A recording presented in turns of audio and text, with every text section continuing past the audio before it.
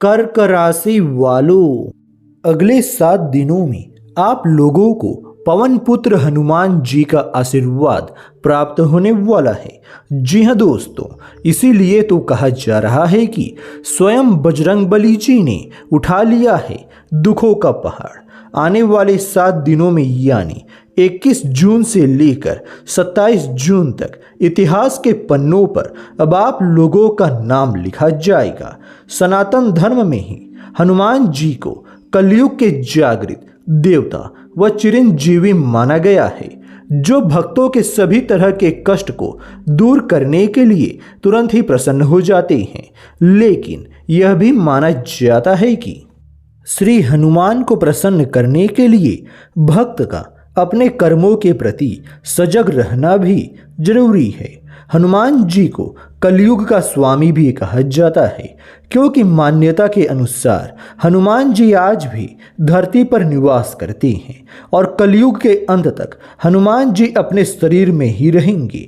पंडितों के अनुसार ऐसे में जो भी जातक हनुमान जी का ध्यान करता है, उसके आसपास से नकारात्मक शक्तियां भाग जाती हैं।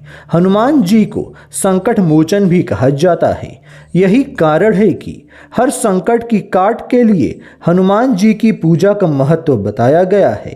तो दोस्तों, वीडियो के अंत में हम आप लोगों को हनुमान जी का ऐसा कौन सा पाठ है जो शत्रुओं से निजात दिलाता है, यहाँ तक कि यह पाठ समस्त गुप्त शत्रुओं से भी रक्षा करता है, उसके बारे में हम आप लोगों को अवश्य बताएंगे। उससे पहले चलिए जानते हैं अगले 7 दिनों का राशिफल, यानी 21 जून से लेकर 27 जून तक का समय आप लोगों का पवन पुत्र हनुमान जी की कृपा से कैसा रहने वाला है।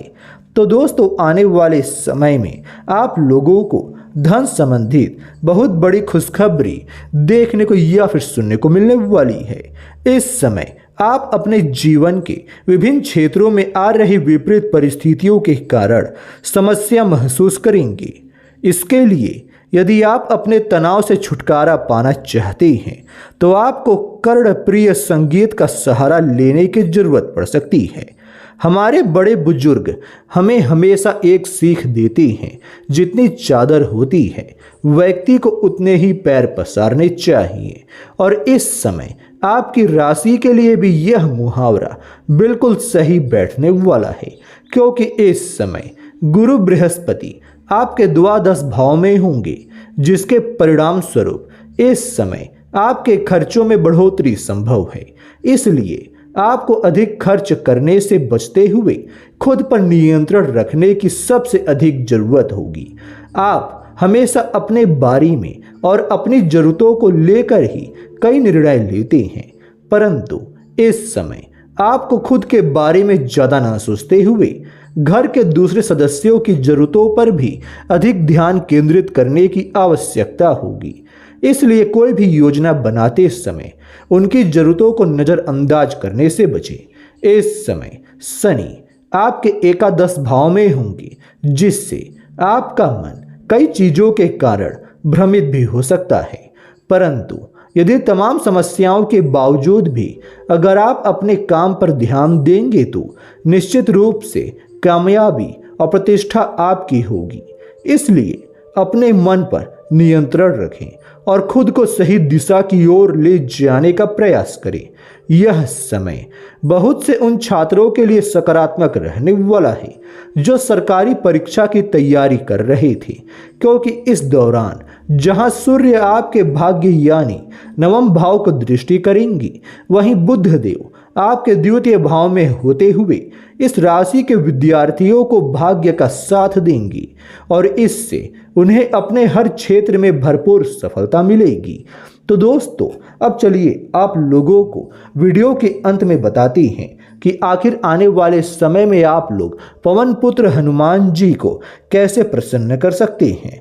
जानकारों के अनुसार व्यक्ति जब प्रगति करता है तो उसकी प्रगति से चिढ़कर उसके अपने ही उसके शत्रु बन जाते हैं और उसे सहयोग देने के स्थान पर वही उसके मार्ग को अवरुद्ध करने लग जाते हैं। ऐसे शत्रुओं से निपटना अत्यधिक कठिन माना जाता है। ऐसी परिस्थितियों से निपटने के लिए प्रातःकाल 7 बार हनुमान बाण का पाठ आप लोगों को करना चाहिए। इस पाठ के दौरान हनुमान जी को लड्डू का भोग अवश्य लगाएं। 5 लौंग पूजा स्थान में देसी कपूर के साथ जलाएं, फिर भस्म से तिलक करके बाहर जाना चाहिए। यह प्रयोग जीवन में समस्त शत्रुओं को परास्त करने में सक्षम होगा।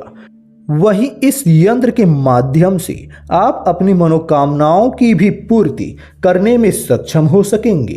तो दोस्तों, यदि आप लोग हमारा यह वीडियो अंत तक देख रहे हैं तो हमारे चैनल को अवश्य सब्सक्राइब करके जाएं और साथ में आप नीचे कमेंट बॉक्स में जय बजरंगबली जरूर लिखें।